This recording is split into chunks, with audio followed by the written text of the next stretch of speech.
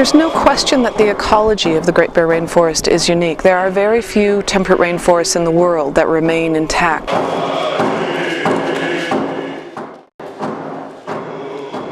Well,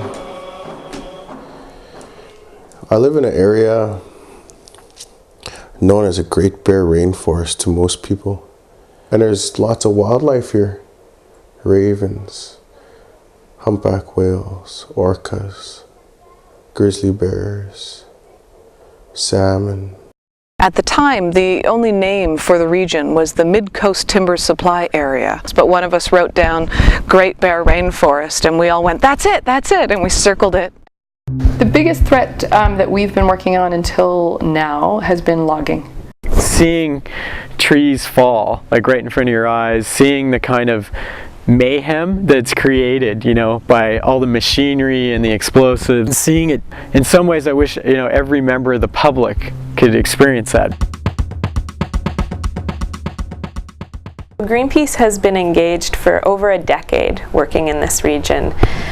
We started with blockading logging roads, and a bunch of Greenpeace people came and they went up to the forest on a Greenpeace ship, folks from around the world, and they blockaded and stood on that logging road. But we're talking about an area that's basically over 6 million hectares. The first step in creating a markets campaign is to try and figure out who's buying the products. And then after we figure out who's buying it, companies like Home Depot, Staples, and Victoria's Secret.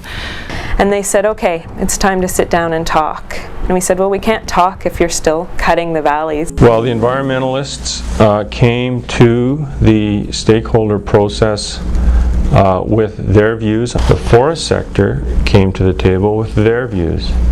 The tourism sector came with their views, communities came with their views, labor came with their views, the mining interests came with their views.